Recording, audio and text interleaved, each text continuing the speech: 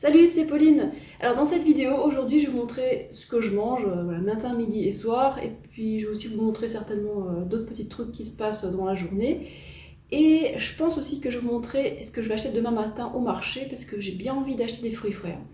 Et en plus, vu que là on est en juillet, tous les fruits seront de France. Exemple de petit déjeuner de fruits que je me fais. Alors dans le blender, je mets de la chair d'une demi-grande pastèque comme ça, avec un fond d'eau pour que ça mixe. Et je sais pas, 60 grammes de sucre selon la taille. Et je verse ça dans des bocaux en verre pour le boire tranquillement. Et en fait, utiliser des bocaux en verre, c'est cool. Bon, parce que écologiquement de toute façon. Mais en fait, je préfère vider ma carafe de blender assez vite pour pouvoir la nettoyer avant que ça commence à coller. Bon, finalement, ce matin, je passe surtout mon temps devant les écrans pour travailler mes divers trucs. Et je vais aussi rencontrer une grand-mère en fin de matinée, donc ça risque d'être chouette, quelqu'un qui habite près de chez moi. Donc c'est toujours chouette de rencontrer les gens, mais juste un par un. J'aime pas rencontrer 10 personnes à la fois, parce qu'on peut pas connaître bien les gens quand il y a autant de monde. Voilà. Alors là, je suis en train de préparer un curry.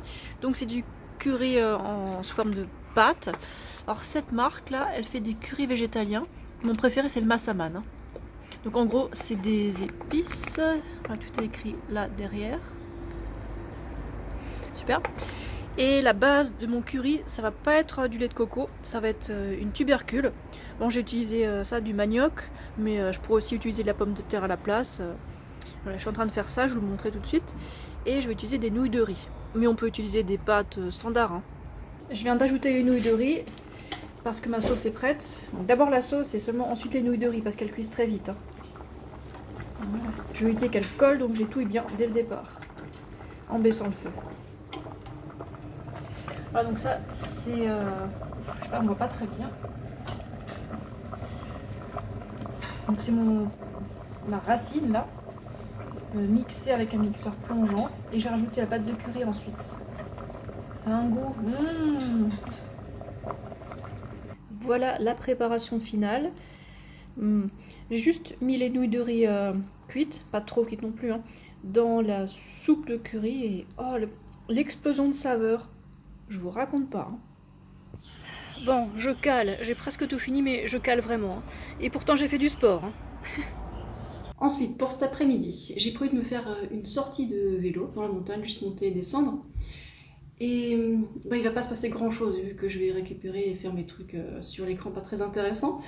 Je vais vous parler d'un truc. Alors quand je montre des quantités que je mange, il faut bien garder à l'esprit que c'est les quantités nécessaires pour mes besoins énergétiques.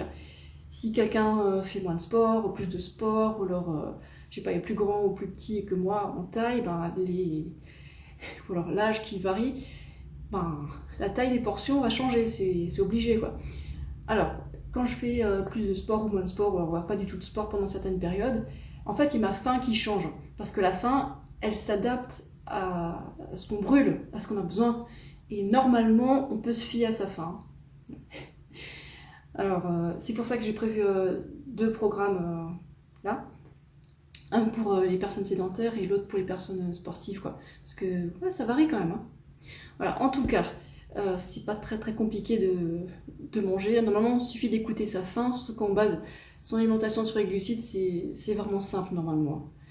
Et voilà, évidemment, quand on mange des trucs qui sont assez dilués en calories, ben, soit vous mangez plus souvent, soit il faut ajouter des trucs qui sont un peu plus concentrés, histoire d'avoir assez d'énergie. Voilà. C'est ça le plus important. De temps en temps, on aime aussi bien se faire des steaks végétaux, donc ça c'est entièrement végétalien. Ceux-là, ils viennent des nouveaux fermiers. Paul, il l'adore. Avec du ketchup, du poivre, une baguette et des herbes. Alors en ce moment, on a un visiteur venu d'Allemagne qui vient rouler avec Paul pour le week-end. Salut. Yeah. Salut. Comment ça va? On est le lendemain, je suis allée au marché à 7h du matin, dès que ça ouvrait. Je suis passée à la boulangerie d'abord et j'ai pris du pain et des confitures. Et ensuite au stand de fruits et légumes du marché, je me suis pris une feuille de chêne rouge là en haut à gauche avec un melon, quelques figues. Bon, c'est pas donné donc j'en ai pris seulement 6. Et puis des pêches blanches et des pêches jaunes. Et on m'a donné un petit bouquet de persil en cadeau. Alors pour les fruits et les légumes, j'ai dépensé 19 € exactement. Retour du marché, je lave la salade immédiatement et je la mets dans un sac que j'utilise encore et encore et encore. Juste pour montrer, les fruits, je les stocke à température ambiante. Et juste ceux-là qui sont un peu abîmés, donc je les mange assez rapidement dans la journée. Hein. Et sinon, si je peux pas les manger tout de suite, ben, je coupe la partie abîmée et puis je les mets au frigo. Elles sont énormes ces figues. Là, ben, le riz, température ambiante aussi, parce que c'est sec.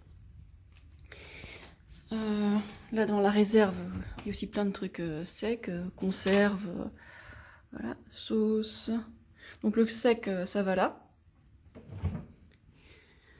Et bon, le frigo, on l'utilise pas beaucoup. Hein. Donc là, il y a juste ma laitue et le persil là. Et là, à côté, il y a les currys entamés, confitures entamées et laideries entamées. Voilà. Et là, alors le pain, je le consomme rapidement dans la demi-journée, donc pas besoin de faire attention au stockage. Ça, c'est des cookies vegan que notre invité il a apporté. Et là, je stocke les pommes de terre, les tubercules, hein, sous un tissu parce que vaut mieux qu'ils restent à l'ombre, parce que sinon ils commencent à germer, c'est pas génial quoi. Donc là, on a les pommes de terre et là, c'est du taro. Bon, il a d'autres noms, hein. Je sais plus les noms qu'il a ailleurs, mais il a d'autres noms.